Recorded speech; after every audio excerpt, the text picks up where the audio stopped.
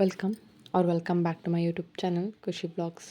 So ಇವತ್ತಿನ ಬ್ಲಾಗ್ನಲ್ಲಿ ಊರಿನಲ್ಲಿ ಹಬ್ಬ ಇದೆ. ಸೊ ಆ ಬ್ಲಾಗ್ನ ಶೇರ್ ಮಾಡೋಣ ಅಂತ ಹೇಳಿಬಿಟ್ಟು ಇವತ್ತಿನ ವೀಡಿಯೋನ ಸ್ಟಾರ್ಟ್ ಮಾಡ್ತಾ ಇದ್ದೀನಿ. ಸೊ ನಾನು ಏನಂದರೆ ಊರ ಹಬ್ಬ ಇವತ್ತು. ಸೊ ಅದಕ್ಕೆ ಸ್ವಲ್ಪ ನಾನ್ ವೆಜ್ ಕುಕ್ ಮಾಡಬೇಕು ಆ್ಯಂಡ್ ಸ್ವೀಟ್ ಮಾಡಬೇಕಂದ್ರೆ ಸ್ವೀಟ್ ಅಂದರೆ ಟಮಟ ಅಂತ ಮಾಡ್ತಾರೆ, ತಂಬಿಟ್ಟು. ಸೊ ಅದನ್ನು ಮಾಡಬೇಕು. ಸೊ ನಾನು ಇವತ್ತು ಸ್ಯಾರಿ ವೇರ್ ಮಾಡೋಣ ಅಂದ್ಕೊಂಡೆ. ಸ್ಯಾರಿಗೆ ಈ ಜ್ಯುವೆಲ್ರಿ ವೇರ್ ಮಾಡೋಣ ಅಂತ ಅಂದ್ಕೊಂಡಿದ್ದೀನಿ. ಸೊ ಇದು ಒಂದಿನೂ ಹಾಕಿರಲಿಲ್ಲ ಜ್ಯುವೆಲ್ರಿನ. ನಾನು ತಂದಾಗ ತೋರಿಸಿದ್ದೆ ನಿಮಗೆ. ಸೊ ಇವತ್ತು ಹಾಕೋಣ ಅಂತ ಹೇಳಿಬಿಟ್ಟು ತೊಗೊಂಡಿದ್ದೀನಿ. ಸೊ ನಾನು ಚೆನ್ನಾಗಿ ಕಾಣಲ್ಲ ಅಂತ ಅಂದ್ಕೊಂಡಿದ್ದೆ, ಬಟ್ ವೇರ್ ಮಾಡಿದಾಗ ತುಂಬ ಚೆನ್ನಾಗಿ ಕಾಣ್ತಾಯಿತ್ತು.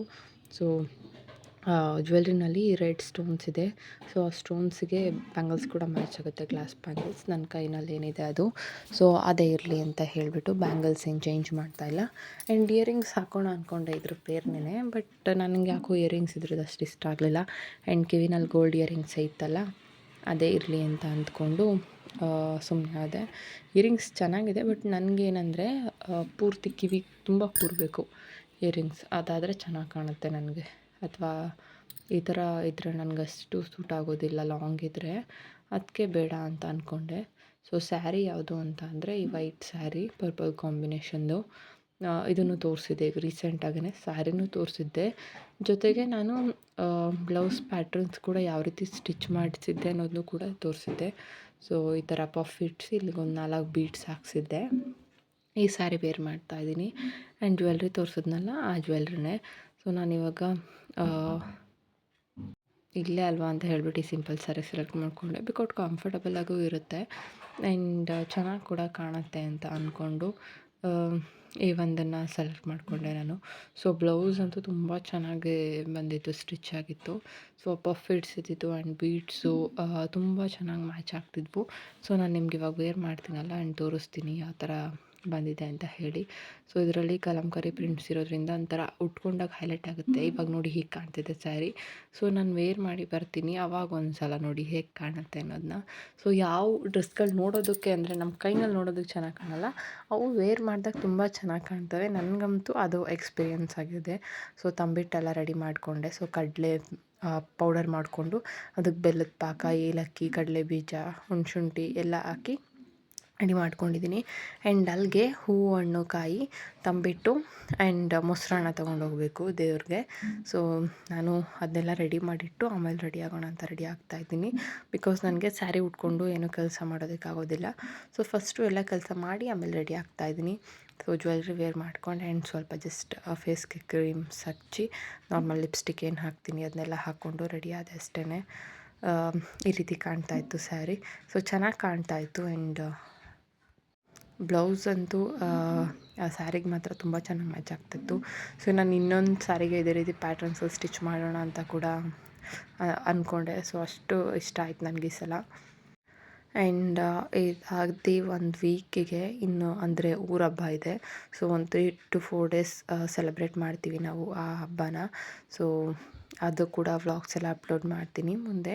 ಅಂದರೆ ನಾನು ಎಡಿಟ್ ಮಾಡೋಕ್ಕೊಂದು ಅಂದರೆ ಆ ವೀಡಿಯೋ ಶೂಟ್ ಮಾಡಿದ್ಮೇಲೆ ಒಂದು 2 days ಆದರೂ ಬೇಕಾಗುತ್ತೆ. ಬಿಕಾಸ್ ಮುಂಚೆ ಇರೋ ವೀಡಿಯೋಸ್ನೆಲ್ಲ ಪೋಸ್ಟ್ ಮಾಡಿ ಆಮೇಲೆ ನೆಕ್ಸ್ಟ್ ಪೆಂಡಿಂಗ್ ಇರೋ ವೀಡಿಯೋಸ್ನ ಎಡಿಟ್ ಮಾಡಿ ಪೋಸ್ಟ್ ಮಾಡ್ತೀನಿ. ಸೊ ತಂಬಿಟ್ಟಿಗೆ ರೆಡಿ ಮಾಡೋಕ್ಕೆ ಅಂತ ಹೇಳಿ ಹೊಂಬಾಳೆ ತಗೊಂಡು ಬಂದಿದ್ರು. ಸೊ ನಮ್ಮ ತೋಟದ್ದೇ ಹೊಂಬಾಳೆ. ಸೊ ಓಪನ್ ಮಾಡ್ತಿದ್ನಲ್ಲ ನಿಮಗೂ ತೋರಿಸೋಣ ಅಂತ ಹೇಳಿಬಿಟ್ಟು ತೋರಿಸ್ದೆ. ಸೊ ನಾನು ಅದನ್ನು ಅಂದರೆ ಬಿಚ್ಚೋಕ್ಕಿಂತ ಮುಂಚೆನೇ ತೋರಿಸೋಣ ಅಂದ್ಕೊಂಡೆ, ಬಟ್ ಮರ್ತೋದೆ. ಆಮೇಲೆ ಆ ವಿಡಿಯೋ ಕ್ಯಾಪ್ಚರ್ ಮಾಡೋಣ ಅಂತ ಹೇಳಿಬಿಟ್ಟು ತಗೊಂಡೆ. ಸೊ ಈ ಹೂಗಳು ಆ್ಯಂಡ್ ಎಲೆ ಇದೆಲ್ಲ ಯೂಸ್ ಮಾಡ್ಕೊಂಡು ಮಾಡ್ತಾಯಿದ್ದೀನಿ. ಸೊ ಎಲ್ಲ ರೆಡಿಯಾಗಿದೆ ಇವಾಗ. ಆ್ಯಂಡ್ ಇದಕ್ಕೆ ಕಣಗ್ಲೂ ಅಂತ ಬರುತ್ತಲ್ಲ, ಅದನ್ನು ಯೂಸ್ ಮಾಡ್ತಾರೆ ನಾರ್ಮಲಾಗೆ. ಬಟ್ ಕೆಲವು ವೀಡಿಯೋದನ್ನು ನೋಡಿದೆ, ಅದು ತುಂಬ ಪಾಯ್ಸನ್ ಅಂತ ಹೇಳ್ತಾಯಿದ್ರು. ಸೊ ನಾನು ಅದನ್ನು ನೋಡಿದಾಗಿಂದನೂ ನನಗೇನಂದರೆ ಅದೆಲ್ಲ ಯೂಸ್ ಮಾಡಬಾರ್ದು ಅಂತ ಹೇಳಿ ಅವತ್ತಿಂದ ಯೂಸ್ ಮಾಡ್ತಿಲ್ಲ.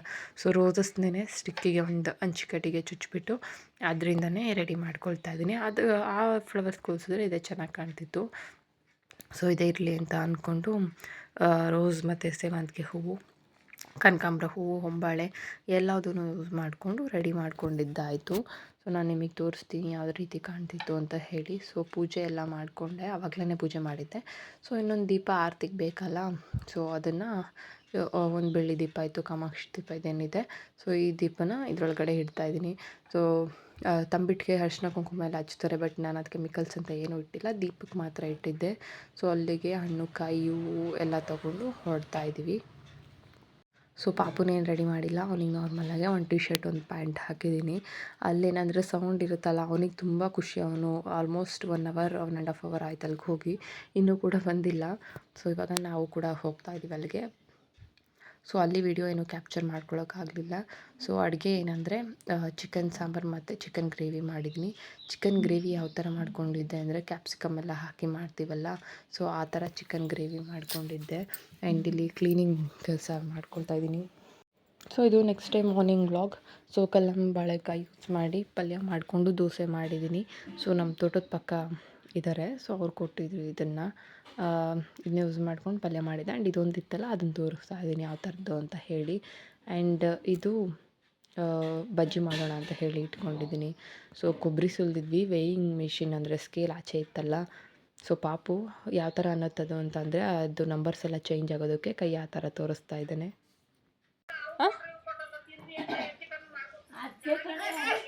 ಎದ್ದಾಳಪ್ಪ, ಫ್ರೆಶ್ ಎದ್ದಾಳಪ್ಪ, ಅಲ್ಲಿ ಕೂತ್ಕೋ, ಮಾಮಂತ ಕೂತ್ಕೋ. ಹೆಂಗಂತೈತವ ಸ್ಕೇಲು ಜಾಣ? ಹಂಗಂತೈತಂತೆ.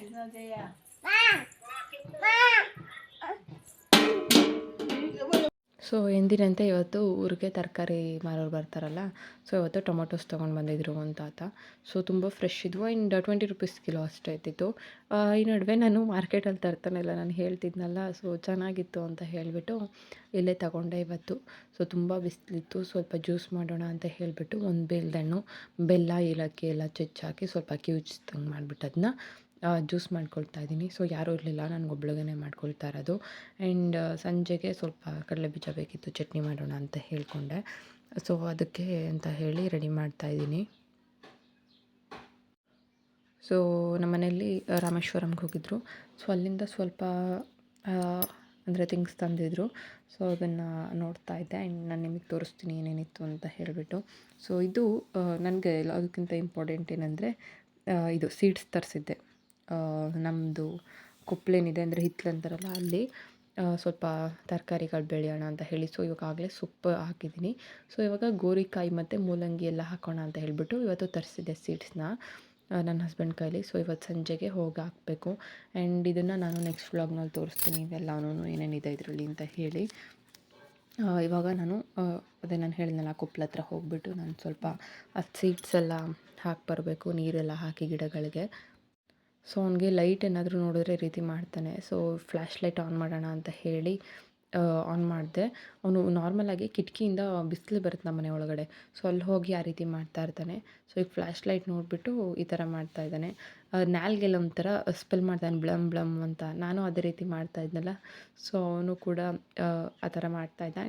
ಅವ್ನಿಗೇನಂದರೆ ನಾನು ಆ ರೀತಿ ಅವ್ನು ಹೇಗೆ ಮಾಡ್ತಾನೋ ಅದೇ ರೀತಿ ಇಮಿಟೇಟ್ ಮಾಡಿ ಆಟ ಆಡಿಸಿದಾಗ ಅವ್ನಿಗಿಷ್ಟ ಆಗುತ್ತೆ.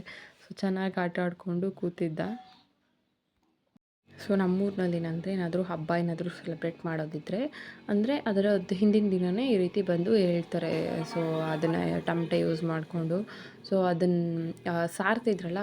ಸೊ ಅವ್ನಿಗೇನಂದರೆ ಇದೆಲ್ಲ ಇಷ್ಟ, ಸೌಂಡ್ಸ್ ಎಲ್ಲ. ಸೊ ಅವ್ರನ್ನ ಮನೆ ಹತ್ರ ಕರ್ಕೊಂಡು ಬಂದು ಡ್ಯಾನ್ಸ್ ಮಾಡಿಸ್ತಾ ಇದ್ದಾನೆ ಬಿಡಿಸಿ.